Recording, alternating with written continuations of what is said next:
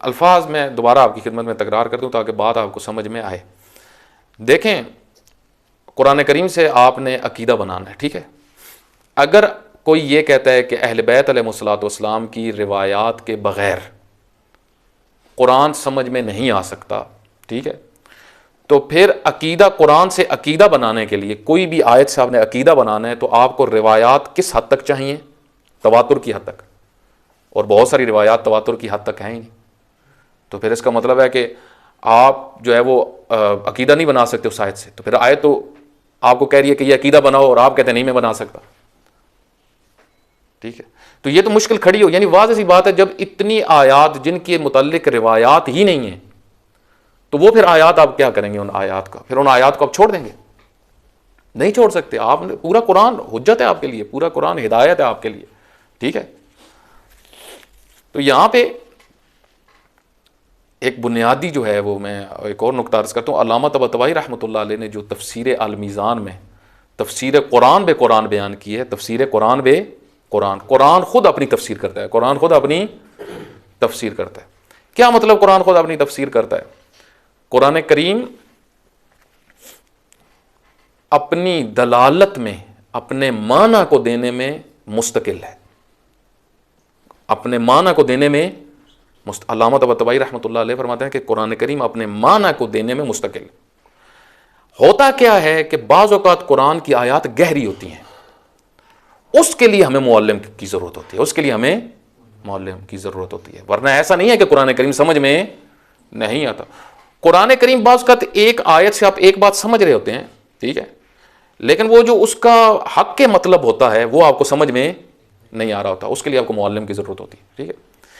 اس کی وجہ یہ ہے کہ اگر آپ یہ کہتے ہیں کہ قرآن کریم ہمیں سمجھ میں نہیں آتا اور اللہ فرما رہا ہے کہ قرآن میں غور و فکر کرو, افلا یتدبرون القرآن, کیا تم قرآن کریم میں غور و فکر نہیں کرتے؟ ہم نے اس قرآن کو آسان کر کے نازل کیا ہے, اس میں غور و فکر کرو, قرآن آسان آیا ہے. کیا مطلب ہے پھر ان آیتوں کا؟ قرآن نور ہے, نور روشن, قرآن بیان ہے واضح, تو ان آیتوں کا پھر کیا معنی آپ کریں گے؟ علامہ طباطبائی رحمۃ اللہ علیہ فرماتے ہیں کہ یہ آیتیں بتا رہی ہیں قرآن تبیان لکل شیء ہے, قرآن بیان ہے, قرآن نور ہے, قرآن ہدایت ہے, خود قرآن ہدایت ہے. اور پھر آپ دیکھیں کہ معصومین علیہ الصلوۃ والسلام فرماتے ہیں کہ ہماری روایات کو بھی اگر آپ نے چیک کرنا ہے تو کیسے کریں؟ ہماری روایات کو چیک کرنے کا ایک طریقہ کیا ہے کہ قرآن پہ پرکھیں, قرآن پہ پرکھیں. تو روایات کو آپ نے قرآن پہ پرکھنا ہے یا قرآن کو آپ نے روایات پہ پرکھنا ہے؟ معصومین علیہ الصلوۃ والسلام اگر یہ فرماتے کہ جب کوئی آیت نہ سمجھ میں آ رہی ہو تو اس کو ہماری روایت پہ پرکھو, جو ہماری جو باتیں ہیں کہ ہمیں قرآن سمجھ میں نہیں آتا, ٹھیک ہے, جو لوگ یہ کہتے ہیں کہ قرآن سمجھ میں نہیں آتا, تو ان کے مطابق تو اہل بیت کو یہ کہنا چاہیے تھا کہ جب آیت سمجھ میں نہ آئے تو روایت کو پرکھو. لیکن معصومین علیہ الصلوۃ والسلام فرماتے ہیں کہ جب بھی کوئی روایت تمہارے سامنے آئے تو اس کو پرکھو کس پہ؟ قرآن کریم پہ. اس وجہ سے آپ دیکھیں اہل بیت علیہ الصلوۃ والسلام نے تفسیر کے اصول پیش کر دیے, تفسیر کے اصول پیش کر دیے کہ خود قرآن کے اندر قرآن کی تفسیر ہے, خود قرآن کے اندر ہی قرآن کی تفسیر ہے. قرآن کی بعض آیتیں بعض آیتوں کی تفسیر کو بیان کر رہی ہیں, بعض آیتیں بعض آیات کی تفسیر کو بیان کر رہی ہیں. اس وجہ سے آپ دیکھیں اہل بیت علیہ الصلوۃ والسلام کا ایک طریقہ کار تھا. مثلا فرض کریں ایک شخصیت آتی ہے, وہ آ کے کہتے ہیں کہ وضو میں جو ہم مسح کرتے ہیں سر کا, ٹھیک ہے, بعض حصے کا کرتے ہیں, اسی طریقے سے پاؤں بھی بعض حصے کا کرتے ہیں, تو یہ کہاں سے ثابت ہے؟ تو امام نے آیت سے بیان کیا, فرمایا یہ جو با ہے, لفظ با استعمال ہوا ہے, اس با سے پتہ چل رہا ہے کہ سر کا, اس لفظ با سے پتہ چل رہا ہے کہ سر کے بعض حصے کا مسح کرو. اور آگے جو رجلین ہے اس کا بھی پھر عطف ہو رہا ہے اسی راس کے اوپر, ٹھیک ہے. وہاں سے امام نے تطبیق آیت سے ڈیفائن کیا کہ آیت خود ہی بتا رہی ہے کہ سر کا آپ نے مسح کچھ حصے کا کرنا ہے, اور اسی طریقے سے پاؤں کے بھی کچھ حصے کا آپ نے مسح کرنا ہے.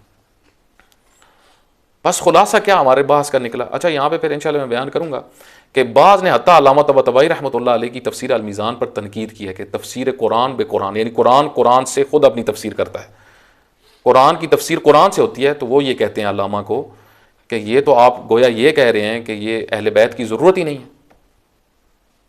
ایک جو تنقید کرتے ہیں علامہ طباطبائی پہ، تو ان کا جواب یہ ہے کہ ایسا نہیں کہ علامہ جو آپ سوچ رہے ہیں علامہ وہ بات کر رہے ہیں، علامہ یہ فرما رہے ہیں کہ قرآن خود اپنے معنی واضح رکھتا ہے، قرآن کا معنی واضح ہے، بعض اوقات اس کی مطلب بہت بلند ہوتے ہیں، بات بڑی گہری ہوتی ہے، ہمیں معلم کی ضرورت ہے، ٹھیک ہے، معلم کی ضرورت ہے، اور وہ معلم کون ہے جو ہمیں قرآن کی گہرائی سے آشنا کرتے ہیں؟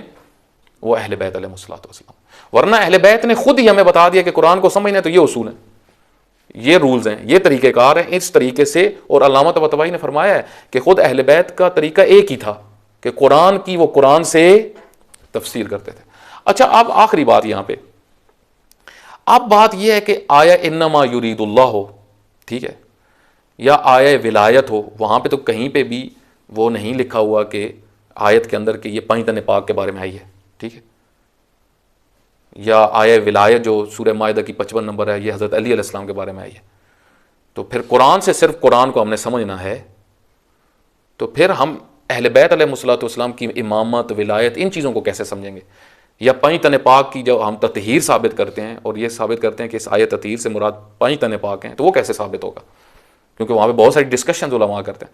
وہاں پہ میرے بھائی شان نزول ایک جو ہے وہ یہ کہ شان نزول خود فہم قرآن میں مؤثر ہے، شان نزول خود مؤثر ہے، اور آیت تطہیر ایسا نہیں ہے کہ آیت تطہیر جو ہے اپنا معنی پیش نہیں کر رہی، آیت تطہیر اپنا معنی واضح پیش کر رہی ہے کہ اس سے مراد کیا ہے، کن کے بارے میں ہے، وہ شان نزول کے ذریعے سے ہم سمجھتے ہیں۔